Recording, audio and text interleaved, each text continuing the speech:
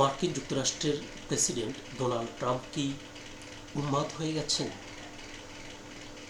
শালীন ভাষায় ইরানকে দিনের পর দিন ধমক দিচ্ছেন, বারবার আলটিমেটাম দিচ্ছেন।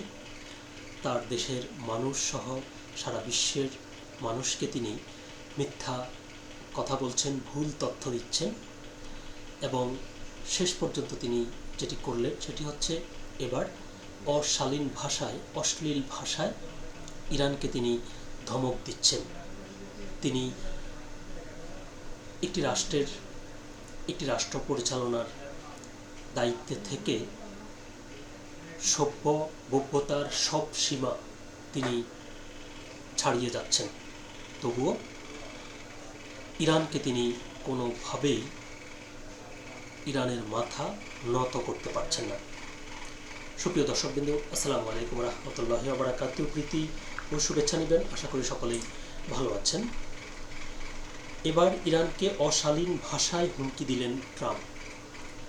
বাংলাদেশের জাতীয় দৈনিক দেশ রূপান্তর পত্রিকায় এই শিরোনামে একটি প্রতিবেদন প্রকাশিত হয়েছে। চলুন দেখি সংবাদটির বিস্তারিত কি লিখেছে।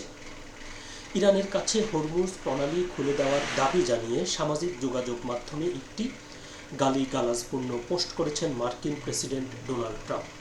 রবিবার নিজের মালিকানাধীন সামাজিক যোগাযোগ মাধ্যম ট্রুথ সোশ্যালে দেওয়া পোস্টে ইরানকে ব্যাপক গালিগালাজ করেন তিনি। ট্রুথ সোশ্যালে ট্রাম্প লিখেছেন, মঙ্গলবার হবে ইরানে বিদ্যুৎ কেন্দ্র দিবস এবং সেতু দিবস, সব এক সুতোয় গাঁথা, এর মতো আর কিছুই হবে না। তারপর খারাপ একটি শব্দ বলেছেন, লিখে তিনি বলছেন, প্রণালী খুলে দাও, তোমরা উন্মাদ বদমাশ না হলে তোমরা নরকে বাস করবে, শুধু দেখে যাও, সমস্ত প্রশংসা আল্লাহর। আবার আল্লাহর নামও দিয়েছে। কেমন টাউট আর বাটফার এই ব্যক্তি, গালিগালাজ করে আবার শেষে আল্লাহর নামও নেয়। ইসরায়েল যুক্তরাষ্ট্রের সঙ্গে 1 মাসের বেশি সময় ধরে চলা যুদ্ধে ইরান পিছু হটার কোনো লক্ষণ দেখা যাচ্ছে না, বরং মধ্যপ্রাচ্যের প্রতিবেশী আরব দেশগুলোর অর্থনৈতিক ও অবকাঠামোগত লক্ষ্যবস্তুতে হামলা চালাচ্ছে তেহরান। এমন পরিস্থিতিতে ইরানের ক্ষমতাসীন শাসক গোষ্ঠীকে বারবার আলটিমেটাম দেওয়ার পর আজ গালিগালাজপূর্ণ ওই পোস্ট করেছেন ট্রাম্প।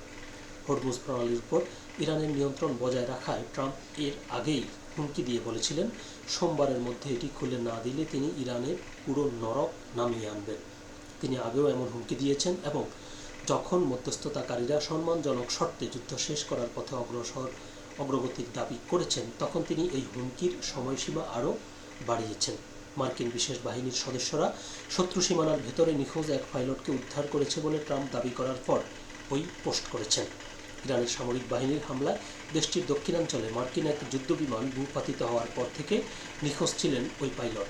গত শুক্রবার যুক্তরাষ্ট্রের সামরিক বাহিনীর F-15E স্ট্রাইক ঈগল যুদ্ধবিমান বিধ্বস্ত হওয়ার পর শনিবার পরিচালিত তল্লাশি ও উদ্ধার অভিযানের মাধ্যমে ওই পাইলটকে উদ্ধার করে মার্কিন বাহিনী।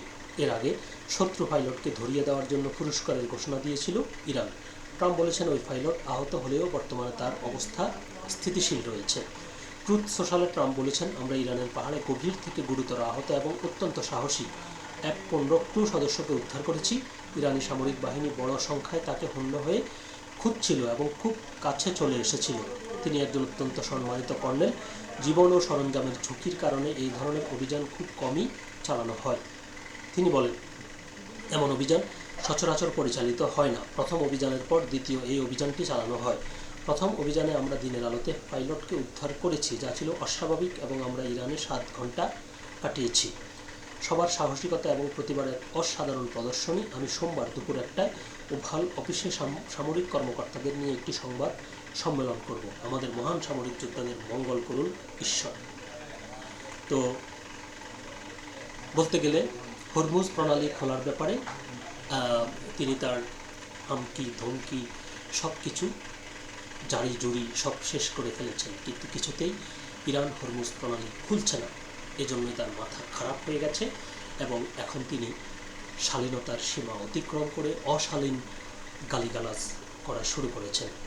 দেখা যাক তার অশালীন গালিগালাজ শুনে এবার ইরান হরমুজ প্রণালী খুলে দেয় কিনা, নাকি তিনি যে হুমকি দিয়েছেন ইরানকে তিনি নরক বানাবেন, তিনি কি নরক বানান সেটাই এখন দেখার অপেক্ষা করছে বিশ্ববাসী। সকলে ভালো থাকবেন, সুস্থ থাকবেন। আল্লাহ হাফেজ।